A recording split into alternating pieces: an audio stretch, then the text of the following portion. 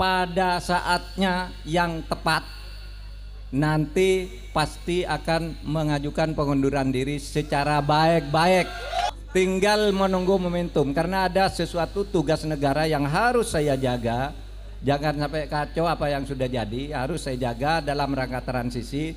Dan saya menghormati Presiden Jokowi, juga menunggu karena ini menyangkut politik, strategi politiknya dari partai pengusung melalui TPN. Itu harus disiplin begitu, tidak bisa colong pelayu pergi begitu saja dari Pak Jokowi, tapi juga tidak bisa kita lalu menghindari aturan-aturan organisasi, di mana saya sudah bersepakat akan melakukan itu pada saatnya.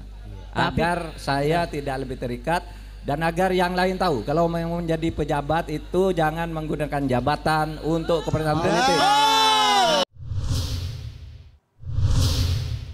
Cawapres nomor urut 3 Mahfud MD memastikan akan mundur dari jabatan Menko Polhukam pada saat yang disebut tepat. Benarkah isu mundurnya Cawapres Mahfud MD sebagai Menko Polhukam sebagai bentuk peruncingan hubungan terhadap Joko Widodo? Dan untuk menjawab dan juga menganalisanya sudah bersama kami ada 3 narasumber yang bergabung dari luar studio. Pertama adalah Jubir TPN Ganjar Mahfud Deddy Sitorus, kemudian Jubir TKN Prabowo Gibran Dedek Prayudi, dan juga Direktur Eksekutif Lingkar Madani Ray Rangkuti. Assalamualaikum, selamat malam Mas Deddy, Mas Uki, dan juga Bang Ray, apa kabar? Waalaikumsalam warahmatullahi wabarakatuh. Salam, kabar baik. Alhamdulillah dalam kabar baik, abang-abang. Terima kasih sudah mau bergabung dari lokasi yang berbeda begitu masing-masing. Ini sebelum kita membahas soal bansos dari Presiden, kita akan bahas dulu yang terbaru malam ini terjadi adalah statement dari Pak Mahfud yang memang mengatakan akan mundur tapi menyebut pada saat yang tepat. Saya ke Bang Deddy Sitorus terlebih dahulu. Bang Deddy, jadi memang sudah ada pembicaraan inikah? Kalau tadi Pak Mahfud mengatakan memang sudah bicara dengan Mas Ganjar, apakah memang partai pengusung sudah tahu strategi ini begitu? Bukan strategi ya, sejak awal kan memang Pak Mahfud itu kepingin supaya memberikan porsi yang cukup, yang cukup lah untuk beliau melakukan perjalanan atau katakanlah berkampanye gitu ya, dan juga sebagai upaya untuk memberikan contoh yang baik. Dan saya kira bukan hanya Prof Mahfud ya, yang ada beberapa menteri juga yang sebenarnya ingin mundur, tapi kan tidak terkait kontestasi mereka. Kalau Prof Mahfud memang sejak awal sudah ada diskusi itu, tapi kita menyerahkan kepada beliau, ya seperti yang dia sampaikan kan bahwa ini kan harus mikirin nanti bagaimana transisi, ya bagaimana kemudian keberlanjutan dari kerja-kerja yang ada di Menko Polhukam gitu. Baik. Mas. Oke, Bang Deddy, tapi ini kemudian timelinenya berdekatan. Ketika minggu lalu diisukan Bu Sri Mulyani mundur, terus kemudian sore tadi Pak Ganjar juga mengatakan rekomendasinya kepada Pak Mahfud. Ternyata pertanyaan yang sama ditanyakan pada saat acara tabrak Prof tadi yang kemudian disambut dan dijawab juga clear begitu oleh Pak Mahfud. Bukankah publik akhirnya mengaitkan timeline kejadian ini, Bang Deddy?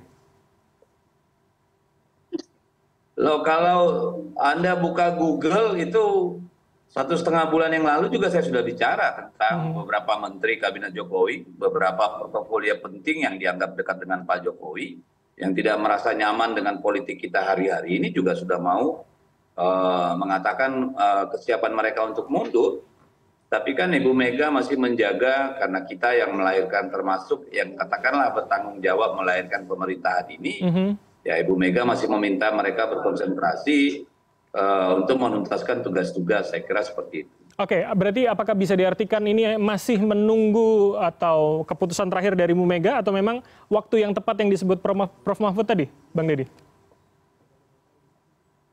Oh, tidak ada urusannya dengan Ibu Mega. Tetapi ketika mereka meminta nasihat kan Ibu Mega memberi nasihat bahwa ya sebaiknya tuntaskan ya pekerjaan tanggung jawab yang diberikan, karena kan pada dasarnya kan yang punya hak prerogatif mengangkat menurunkan menteri-menteri itu kan presiden. Baik. Mereka diberi tanggung jawab oleh presiden dan ada tanggung jawab terhadap bangsa gitu. Jadi tidak ada urusannya bahwa harus Ibu Mega yang memberikan keputusan akhir, itu nggak ada sama sekali. Saya kira itu berbahaya kalau ada pikiran atau statement seperti itu. Oke, baik. Tentu saya ini tadi mengkonfirmasi kepada Anda. Saya ke Mas Uki kalau begitu. Mas Uki, Anda melihatnya seperti apa? Ini seberapa akhirnya isu-isu ini akan mengganggu begitu, apalagi pasca debat akan selalu ada ada klarifikasi dari banyak menteri begitu, Mas Uki? Iya, sebenarnya dalam kaitannya rencana Prof. Mahfud untuk mengundurkan diri, kami di TKN ya tidak bisa mengomentari ya terlalu jauh ya. Tapi kemudian kami memahami bahwa Prof. Mahfud juga kan kerap mengkritik pemerintah yang dimana beliau adalah bagian dari pemerintah itu sendiri, sehingga ini menyulitkan positioning Prof. Mahfud sendiri. Apakah kemudian Prof. Mahfud di sini mengambil posisi sebagai orang yang opposing pemerintahan yang sekarang, atau justru yang pro dengan pemerintahan yang sekarang. Jadi saya pikir kami dapat memahami posisi Prof. Mahfud dalam hal ini ya, untuk memperkuat positioning beliau sebagai cawapres dari paslon nomor 3. Gitu Mas Bram. Oke, tapi Anda sebagai dari TKN, pendukung Prabowo Gibran yang memang asosiatif kepada Pak Jokowi begitu, melihatnya ini memang sudah seharusnya mundur karena memang sudah berbeda haluan dan tujuan di 2024, atau jangan-jangan ini malah nanti akan merugikan Presiden Jokowi begitu, Mas Uki? Ya, kami pikir ya, kalau kita berkaca kepada kejadian kemarin ketika Prof. Mahfud MD sebagai Menko Polhukam menerima audiensi ya dari sekelompok orang yang bernama Petisi 100, di mana audiensi tersebut tidak hanya diterima tapi juga kemudian difasilitasi di kantor Menko Polhukam, yang di mana diskusi dari audiensi tersebut adalah pemakzulan Presiden RI. Nah, ini menjadi aneh gitu, seorang Menko Polhukam RI memfasilitasi menerima audiensi ya, yang di mana yang dibahas di situ adalah pemakzulan Presiden RI. Nah, hal-hal seperti inilah yang saya pikir Prof. Mahfud mungkin menyadari bahwa penguatan positioning ini yang diperlukan sebagai beliau ini cawapres dari paslon nomor 3 gitu, Mas Bram. Oke, kalau tapi kemudian tadi disampaikan oleh juga Prof. Mahfud tidak ingin menggunakan fasilitas negara begitu, artinya apakah ini clear begitu bahwa maksudnya adalah ke paslon Anda 02 yang memang sampai sekarang masih menjabat, apalagi Mas Ganjar yang mengatakan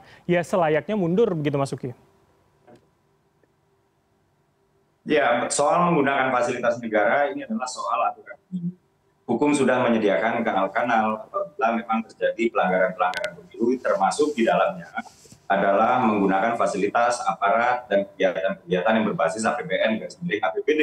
Gitu. Kalau memang ada di sana silahkan dilaporkan. Gitu. Jadi saya pikir ini nggak ada kaitannya dengan penggunaan fasilitas negara. Ini kaitannya hanya dengan memperkuat positioning Prof. Mahfud ya, yang misalnya kemarin itu menilai dinilai 5 nilai penegakan hukumnya oleh Pak Ganjar. Kemudian Prof. Mahfud sendiri adalah Menko Polhukamnya. Kurang lebih seperti itu. Juga yang kemarin menerima petisi 100 dengan diskusi pemakzulan Presiden RI, beliau sebagai Menko Polhukam RI. Nah, hal-hal seperti ini yang mungkin Prof. Mahfud tidak ingin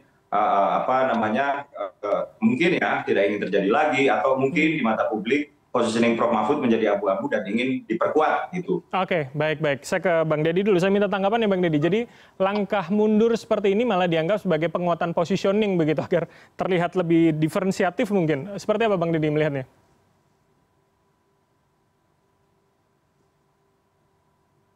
Enggak, sejak awal Prof. Mahfud memang ada wacana ketika dicalonkan itu ya untuk mengundurkan diri.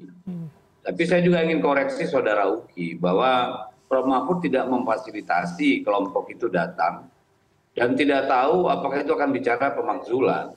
Beliau sebagai pejabat negara di bidang Polhukam, ada sekelompok masyarakat yang concern terhadap perilaku kekuasaan dalam pemilu hari-hari ini, tentu beliau menerima dengan tangan terbuka.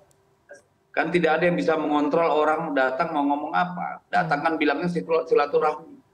Jadi kalau ada yang melontarkan soal isu pemakzulan, segala macam, ya itu ya namanya suara masyarakat, gitu loh.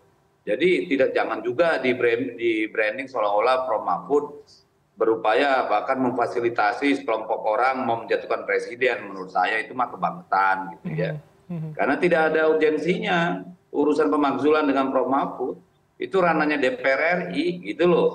Ya, dan Pak Mahfud itu kan bukan anggota DPR RI. Oke. Itu yang pertama. Yang kedua, apakah ini memperkuat positioning atau yang lain? Enggak.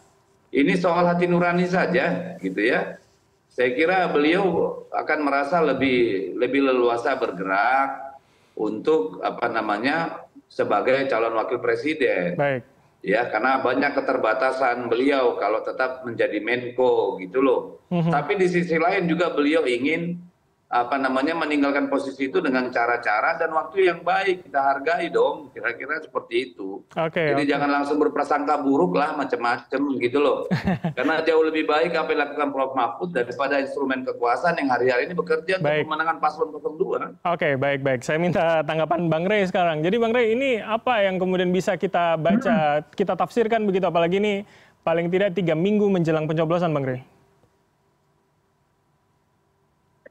Iya, perasaan yang dialami oleh Pak Mahfud ini kan sebenarnya perasaan yang juga terdengar dialami oleh beberapa anggota kabinet yang berasal dari non-partai politik gitu. Ada rasa tidak nyaman, ada rasa tiba-tiba, lo kok jadi begini ya akhirnya gitu. Dari perasaan yang sangat senang mendukung dan berada dalam lingkaran Pak Jokowi, tetapi setelah pencalonan Gibran itu semua seperti runtuh, seperti kehilangan kehilangan apa yang mempertemukan kita dengan Pak Jokowi, kira-kira begitu. Dan sejak saat itu sebetulnya sudah terdengar isu bahwa beberapa anggota kabinet ini akan menyatakan mundur gitu ya. Tapi seiring dengan waktu kan belum terjadi. Tapi saya punya feeling bahwa menteri-menteri ini, dan saya sudah kemukakan juga di beberapa tempat, mungkin akan memilih jalan mundur setelah Pilpres ini selesai, saya bilang. Nah, selesai itu artinya apakah putaran 1 atau putaran 2 kan? Nah, kalau besar dugaan saya di habis putaran pertama ini belum akan mundur gitu. Nah, mungkin menteri-menteri yang lain yang akan disusul menteri PDI Perjuangan dan sebagainya juga akan mengatakan yang sama. Tapi saya tidak terlalu yakin kalau sebelum Pilpres ini dilaksanakan, Pak Mahfud dan juga menteri-menteri yang lain itu akan mengundurkan diri karena memang risikonya sangat besar. Bukan risiko terhadap elektabilitas, bukan, tapi terhadap bangsa dan negara ini.